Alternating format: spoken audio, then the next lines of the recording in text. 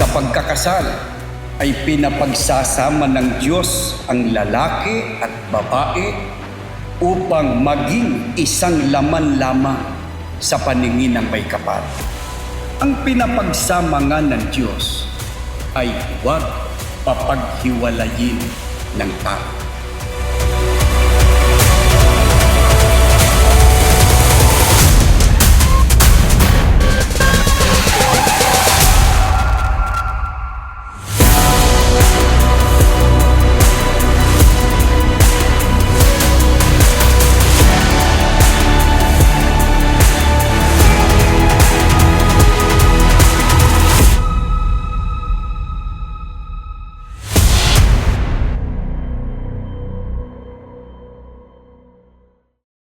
From the very first moment I saw you, I knew you were the one.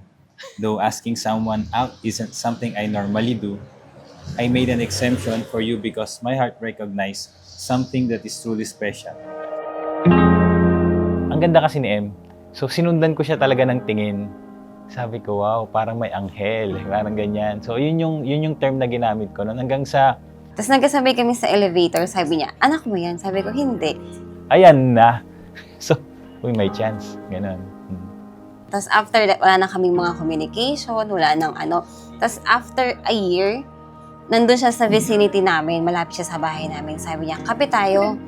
Nag-start sa kape, tapos hanggang sa naglabasan nagbigay ng kwento sa buhay, hanggang sa tuloy-tuloy na yung kwentuhan, Hanggang sa nung November 11, 2023, kinausap niya yung magulang.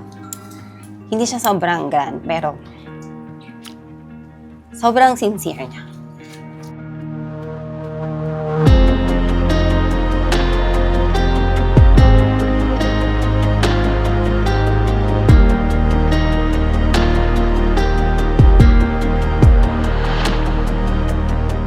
Wala na kaming pinakamakasama-sama dumating na yung araw na to. Hangad lang namin, kayo ni Rodel, kahit anong mangyari, anak, magpakatatag kayo.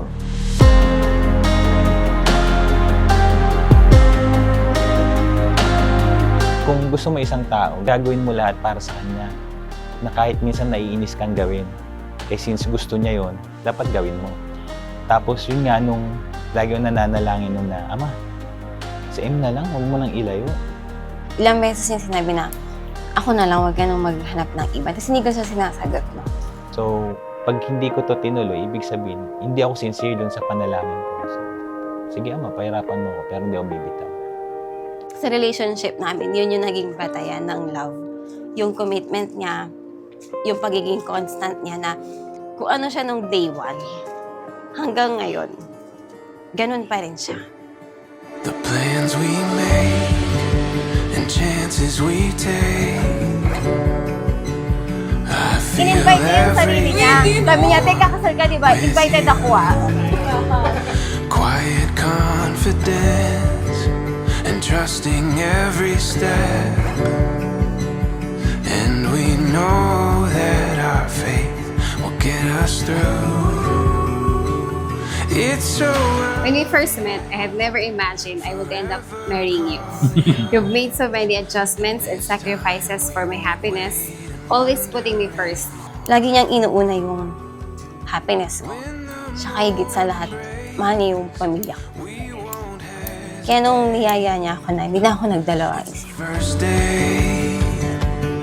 It's the first page. Our story starts here. Our story starts here. Today is the day I say I do, committing to be with you for the rest of our lives. Before our eyes, now we find it all becomes so clear.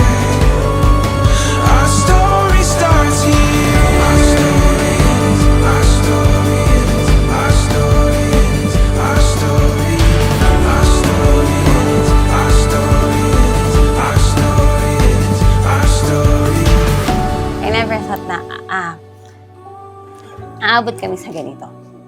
Parang sobrang komportable ako na magkaibigan kami for so long. Every day with you fills me with immense joy, knowing that we will spend our lives together as husband and wife. I vow to cherish, support, and love you endlessly. For you are my ultimate happiness and love of my life. Our story starts here. Our story starts here. Our story starts here. Our story starts here. Thank you for being you. Thank you for being the best man for me. And also, thank you kasi hindi ka nag-give up within that 4 years. God knows how much I love you. Our story starts